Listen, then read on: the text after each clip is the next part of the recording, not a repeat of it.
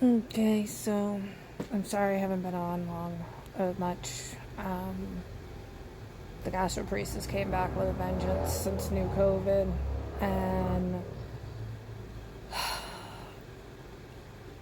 I think it's a combination of new COVID, the birth control pills, them taking away my estrogen, switching to the Trazodone, not knowing that it could make gastroparesis worse. So, um, the new ME CFS long COVID doctor started me on metformin. I'm on 500 twice a day.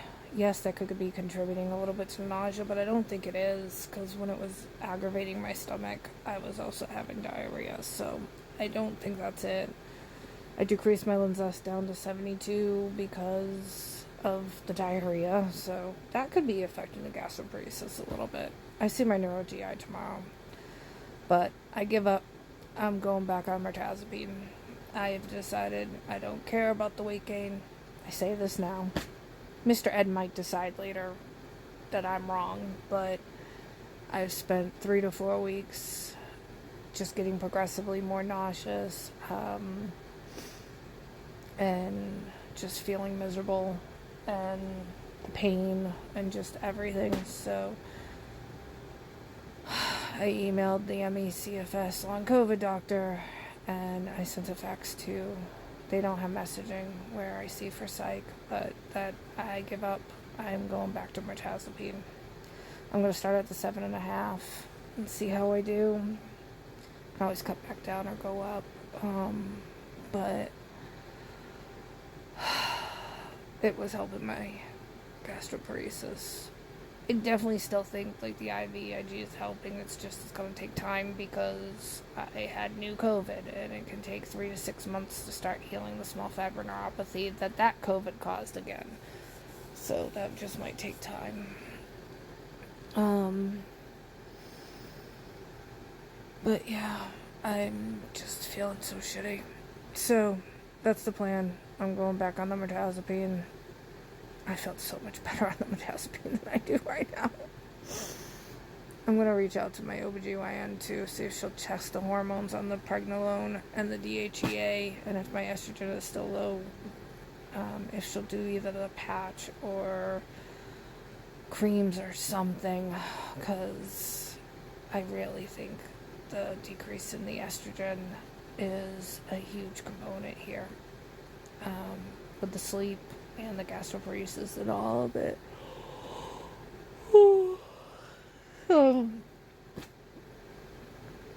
I'm still gonna, words, I still can always go up on LDN too. So, I'm just so tired. I'm so tired of feeling like shit. I got no other way to put it. So, yep, back on the Mirtazipine.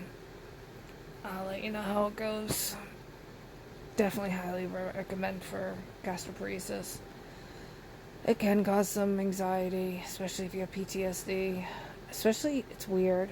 It's sometimes better at the higher doses for that. It's weird how it works. But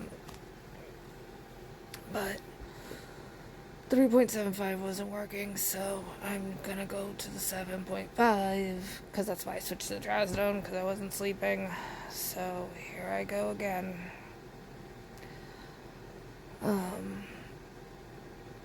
I just want to be stable-ish again. I cannot believe that COVID. Yeah, there was some med changes, but overall, this has been all freaking COVID again. Because as soon as I get stable, something else goes wrong since new COVID. And I think I said this last week, but I had ordered the week before. Or maybe I didn't. I have to go Wednesday for the initial visit for the pacing trial. I told everybody on the 2 recover calls I was on last week about the fact that they are not getting the most severe patients if they're making them come in, 2 visits a week apart, and that they really need to figure out a way to do most of the screening over the phone or email, and then have us come in to finish the screening and progress to the initial visit. There needs to be a way. It's the freaking NIH. NIH now. Who knows? But they should have figured this out a long time ago. There's no way the most severe patients are participating.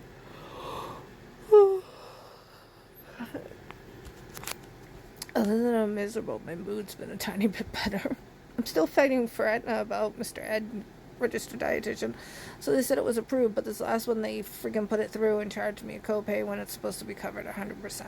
So I just filed another expedited appeal and grievance, and I called the Medicare liaison that is supposed to be working on this going, what the fudge?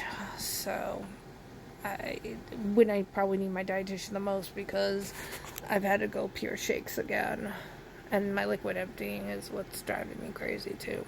So we'll see what NeuroGI says tomorrow. She's probably just gonna say, give it time, get back on the Mirtazipine, give it time, blah blah blah. They don't really have much, and they don't do the Botox he recommended or anything. I don't know. We'll figure it out. Maybe I'll get an earlier appointment with Dr. Hamilton or something if this continues. I'm due for my calpoetin any day now. I just have to go get this crap to do the stool culture. So maybe that will tell us what's going on, or at least give us a clue if it's inflammatory based. I don't know. But that's it. I had to pull back from a little bit of stuff from the Signal group that we have for our long COVID community through the long COVID center I go to. I'm still in it and everything. I just have had to pull back a little bit because everything's overstimulating me where I'm so bloody nauseous. So, but that's it for now. I'll let you know how the Mirtazipine works. Hopefully it works as good as it did the last time. Without the weight gain. Maybe Mr. Ed needed to have this happen again, so for us to understand that as much as we worry about weight gain because of the ME/CFS and how hard it is to lose because we can't be active in metabolic syndrome and all this shit, that quality of life is more important than weight gain. That's what we said the last time too, and it didn't work, but we're gonna try this time.